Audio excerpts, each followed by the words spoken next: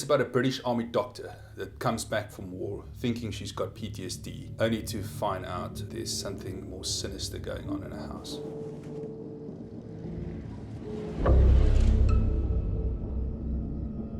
Over time, she realizes that she might be haunted, but in a very unusual way.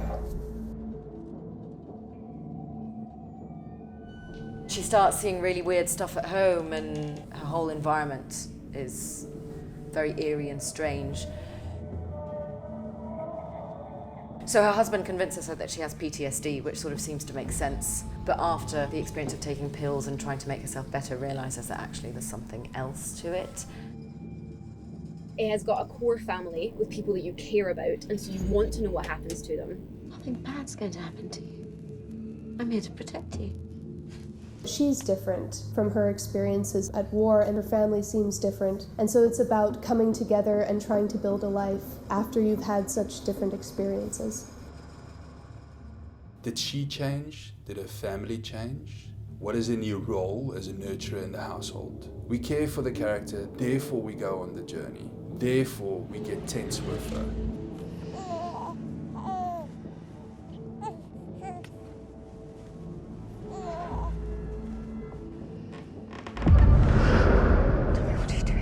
You will get what a horror film normally provides, but it's going to be in a slightly different way. You're not going to be disappointed, and that's what's making the difference, I think.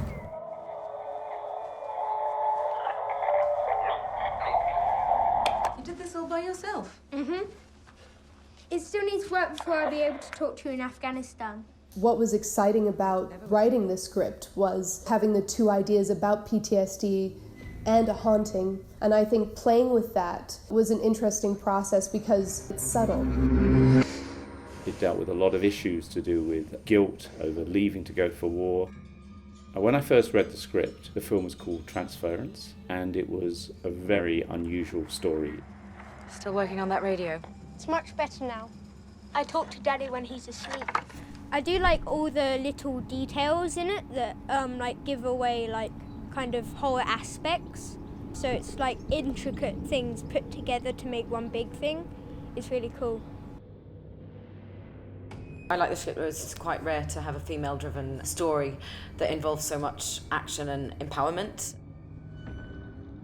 I think this family became a really intimate family for both Hank and myself because we really worked on and thought about the characters and all the specifics. Look, we can just take the bus. I'm sure it's nothing. Well, I'm pretty sure it is. It was fantastic working with Jennifer Nicole Stang. I think her discipline as a writer was really, really commendable. The way she followed horror rules throughout the script. With this script, I think it was just, I couldn't put it down. I fell in love with the characters. I wanted to know what happened next. You could never guess what was going to happen next.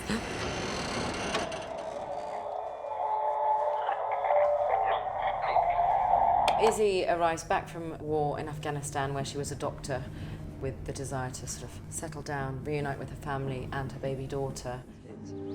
Hi, Lily. I'm your mum. Hello. Welcome home. Mummy, you have to see what I made. She really indulged in the substance of a mother coming back from war. And I believed every single second that she portrayed the character, even in the rough outtakes. I believed Jemima. I'm not going to do a job if it's not going to be challenging in any manner whatsoever, and I was well up for the challenge of all of this is involved.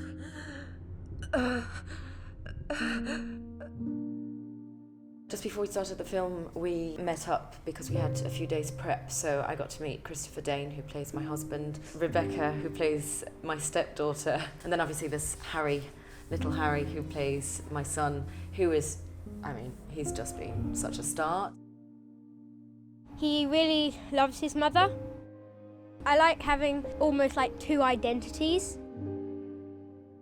Just trying to be his mum and me put together, and then it just keeps building up, and I think that's really suspenseful. Can I sleep with you tonight? He just got it. What he brought to the unfamiliar was a density. It was a physicality I haven't seen or imagined him to do. And he did it mostly without me asking for it. He did it on his own because he understood the script, and that was really impressive.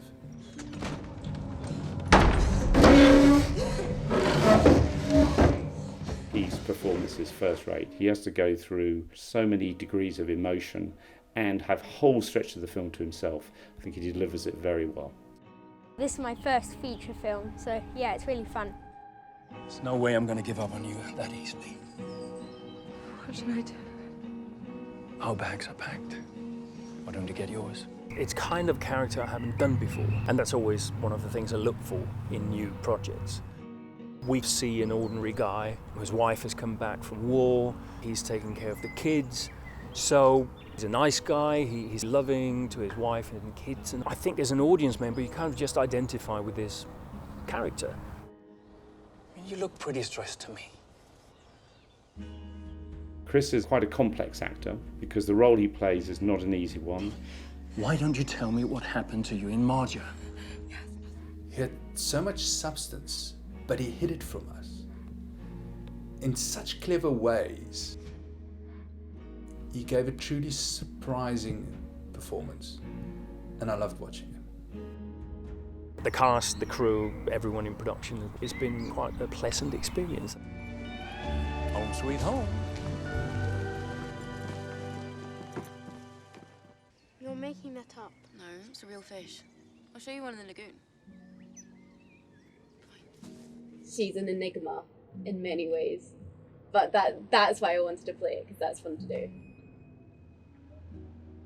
I'd never done a horror before, and so I really wanted to do one. And also, I'm not a huge fan of just like gory horror films that are just like one person dying after the next one. She played a troubled teenager, and we knew exactly what she was going through. At the same time, because she invested so much in the character, you would know where she's coming from. And I think that takes real talent. It's been so nice. You come from the house in the forest where the road ends. I wanted to play Auntie May because for me it was quite a challenge.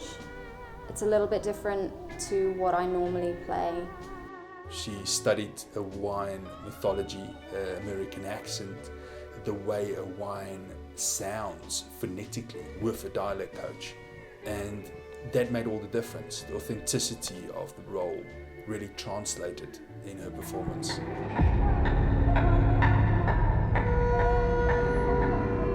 One of the great qualities about Auntie May is that she is really driven by particularly love.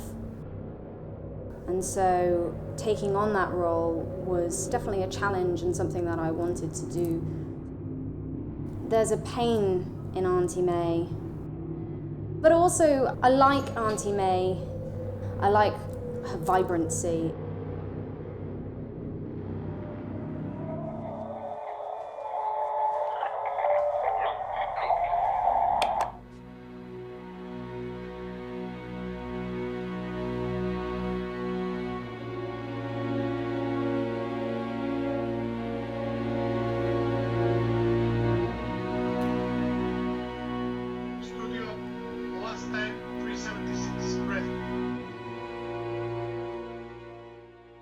Walter Muir is one of the most talented score writers I ever had the pleasure of working with.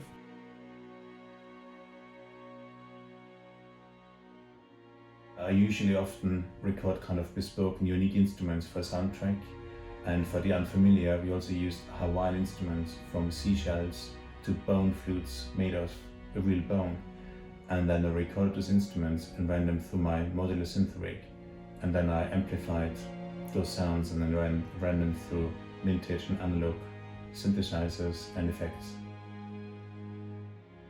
He put a soundscape together that I'm incredibly proud of.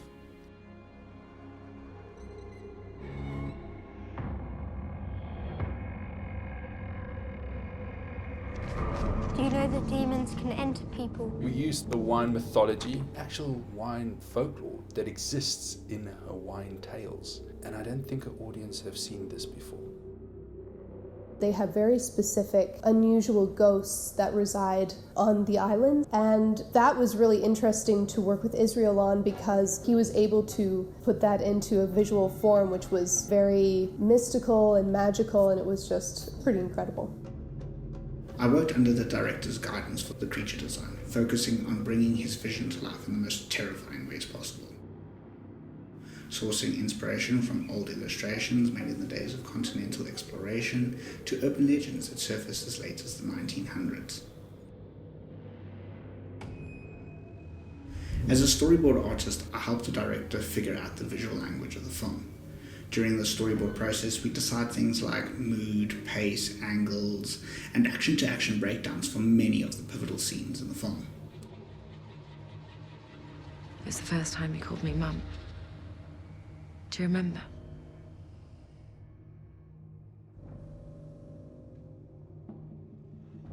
I started editing the film on location in London during principal photography, which means that I edit bits and pieces of the film as it was shot. And I think it really helped us to confidently move forward because we could see that everything is still on track.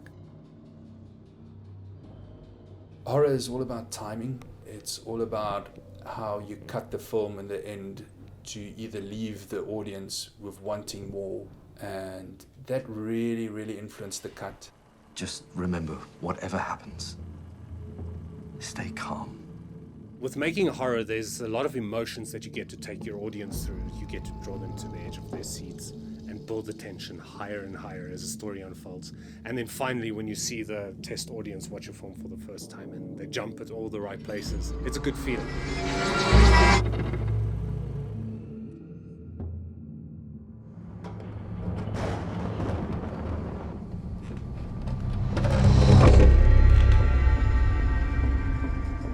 One of the most important factors of setting the stage for deep suspense is in what the viewer hears. It's even in what the viewer maybe doesn't hear. We utilize the space around us to purposely trigger movements or to purposely trigger emotions.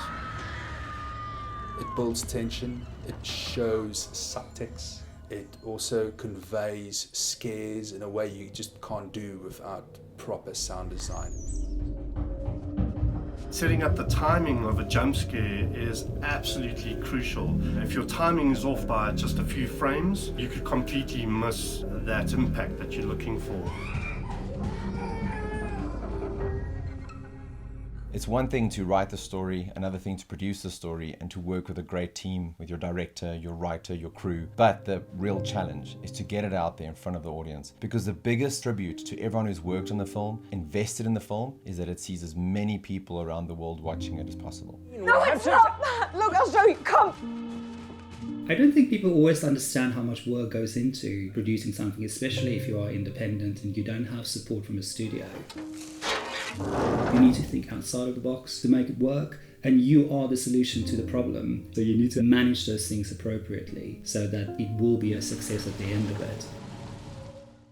Working with Llewellyn specifically, he inspires everyone to do their best and work really hard.